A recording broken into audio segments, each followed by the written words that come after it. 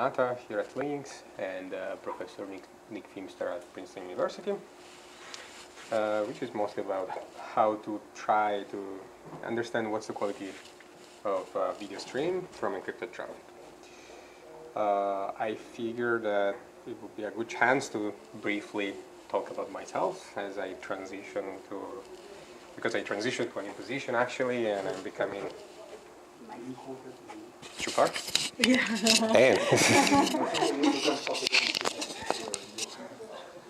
Okay.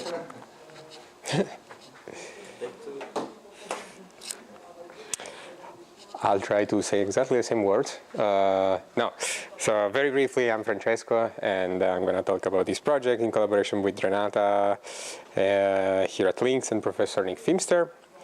I figured this will be a good chance to talk also slightly about myself as I transition. I'm not at Inria anymore. I transitioned to a new position at Nokia Bell Labs starting December 1st, and I'm becoming member of Links. So good occasion to tell everybody what my interests are, and in particular, I got my Ph.D. from Rutgers University, working on future internet architectures.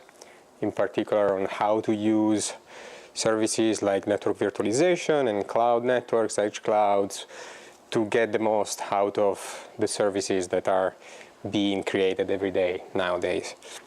After that, at Inria, I work a lot on video quality and video streaming in general, and more on the measurement side, but still like looking at how to get a sense of how these services are performing to then proactively allow network operators to improve the quality of their services.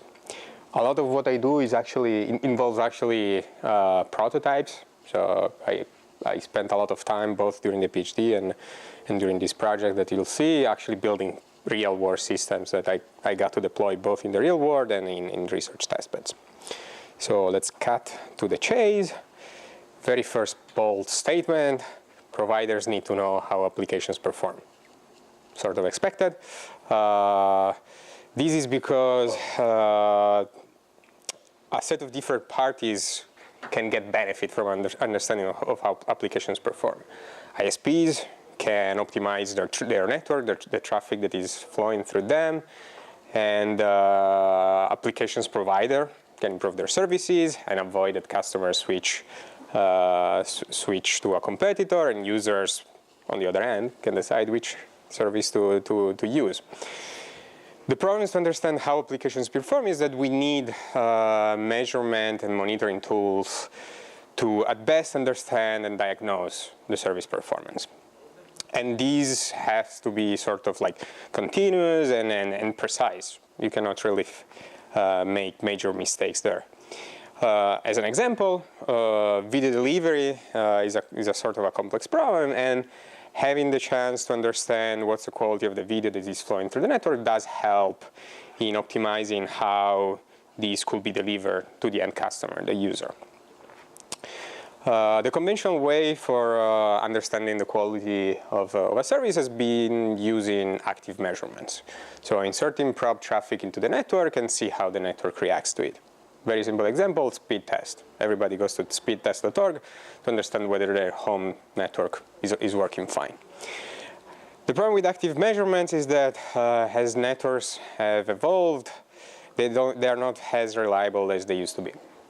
First things first, speeds are increasing every day, especially at the access, especially our home connections. There are people that now have direct access to gigabit internet, and imagine that a speed test on a gigabit link can by itself be the cause of congestion. You're basically pushing 1 gigabit of traffic every second. And this might not even be very helpful because back in the day, usually the bottleneck might be located at the access in your access link. Now, as speeds increase, this probability is actually declining. So you might get a result that tells you that there's a bottleneck, but you don't really know, and it's not the expected location.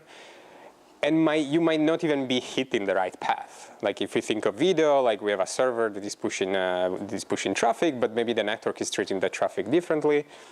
And so you're probing a portion of the network where the video is not transitioning. So you sort of, sure. Let me ask you something on that. Let's say, if you are from the user side, okay, not from the provider side, that you would like to do some troubleshooting, okay, why do you care, okay, so about that? So why active measurements are so bad? It's just a question of the methodology, like. Well, in terms of the overhead in the network infrastructure per se, it's a question of frequency, how frequent you're doing your active measurements. Sure. I mean, obviously, the active, I'm simplifying, maybe oversimplifying, but there are two parts of it. One is the part of the user does not really get enough information out of it. You're talking about the user, you launch a speed test, it gives you a single number. What do I do with that? It might not even be correct. Like with gigabit internet, if you launch a speed test, you'll never see a gigabit, even though you might have it available, because these tools are not really capable of capturing. From the network side of things, the problem might be more related to the points that I was talking about later, about the fact that you need these probes to actually give you a better sense of whether there's a problem and where the problem is located. And I'll show you an example of why, for example, video, it might actually come right after, yeah. Video is an example. It's a very used service. In 2006, accounted for the majority of the traffic. It's problematic from one side. From the other, the good news is that video has converged as a service towards specific protocols. Dash in particular, so use HTTP to deliver video. To answer your question, this plot, it's not super technical, but conceptually, we have the evolution of access speeds between the 2011 and 2015. So to go to today, you should imagine the same trajectory. And we see that in 2015, most of households, the median household speed in the US was around 50 megabit per second. So if you do, if you probe the traffic, go through the access link, you might actually see 50 megabit as a speed. On the other hand, this is the chart for the same time period for what videos usually consume during prime time. And we see that the scale of the required throughput is very much different. The best operator, which is Verizon, had a median throughput of 3.8 megabit per second. So the fact that you are generating active traffic through your network, you might see 50, you might see whatever quantity, it doesn't really reflect how the service is behaving, how the service is performing. You need to go a bit deeper to understand whether there's a problem, to correlate what a measurement gives you and what the service is performing. That's for sure. But what I'm saying is that you may have the same problem of correlating with active and with passive measurements. So the measurements are not, let's say, do not provide by themselves enough information to estimate at least the QE, but you have to map them somehow to QE models. We'll see about that. That's what I'm going to talk about, how to do it from passive. But conceptually, I'm not saying that active are to be thrown away. I'll go back to it. But we sort of are working towards a way of using passive to better estimate quality. And then I'm not going to spoil too much about what's coming. So going back to the video, that's what I was saying. The problem of estimating quality is that video streaming is involves a very distributed and diverse ecosystem of servers, clients. We have the services which host the logic, but then the caches where videos are located are at multiple locations within the network, and the devices are in some network that you don't really have any view of inside the home network. They might connect it through wireless. It's very challenging, and at the same time, the bottlenecks might be located at any location. Servers might be overloaded. We might have congestion at the inter-exchange point, at the access, or problems might be in the home network, as in the old days. So we sort of set as a goal for this project to try to build some tools to detect when service quality impairments are happening and try to correlate them to the root causes that are generating them. Obviously, doing so from passive traffic has a different set of challenges. First, as speeds increase, it's hard to keep up with the traffic as it flows through the network. Like, it's very hard to maintain a stateful view of each flow that is traversing your network. Moreover, the old ways of doing like deep packet inspections are not good anyway, because most services are encrypted by now. And finally, everything you do has still to meet the requirements of end users. So you cannot really just break encryption and look into what's happening. You have to sort of have compromises in terms of privacy. Never break it too much. So we went down the path of trying to build a system that is capable of meeting these challenges. And we started by looking at video. So how do you do quality inference for video just using passive measurements? And there are a set of key questions that one is to answer to generate the best possible model, let's say. First, you obviously have a trade-off between what's the granularity and what's the accuracy. You like in a perfect world, every second you will have a view of everything, but maybe you don't have in a 1 second window of traffic enough information to be very, very accurate, and vice versa. At the same time, there is a trade-off of collection cost. As I said, like you need a lot of state to be collected to do a very good inference, but you might not have the capabilities of doing so.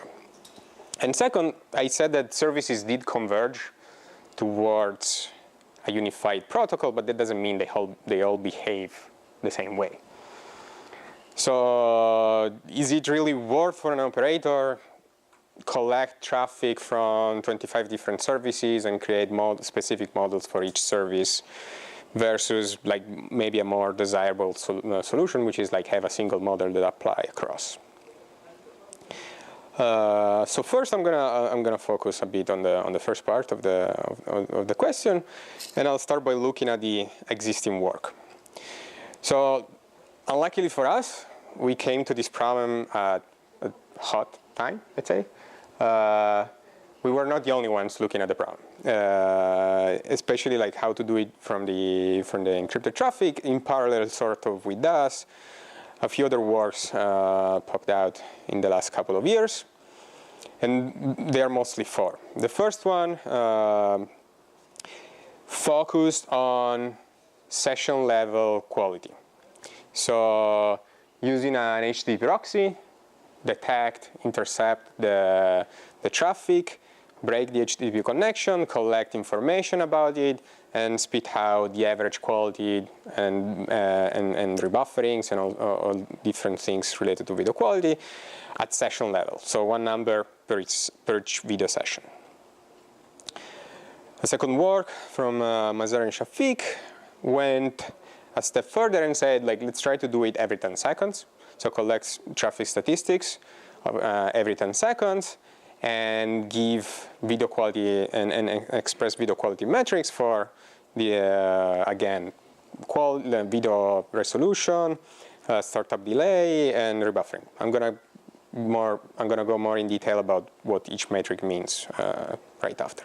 But the idea is that they were doing these, both works that were doing this only for YouTube. And the first one only focused on TCP traffic, and the second one tried to introduce QUIC, but still like used heavily features both from the network and transport layer. So sort of like stateful information. Then there was like a completely different approach, which was called BuffFest, which only used information about how, looking at patterns in the traffic, how to extract when a single segment of video was downloaded, and use information about that to sort of emulate what's the buffer state of the client and emulate the state to sort of understand when the buffer was going below 0, and hence there was a rebuffering. Finally, in a very similar approach, Mimic did use the same technique to infer session level statistics. We were not satisfied by any of these solutions. Even though we were working in parallel, we had our own opinions, and as we were seeing them, we were not satisfied about what we were seeing. And so we took a step back and said, like, how can we better formulate the problem to get to where we want to go? So as I said, a bit more information about what each metric means. So first we have the startup time, the startup delay, which corresponds to the time in between when you click on the video you want to watch and the time the video actually starts playing. Thinking about it, this is a time measure, and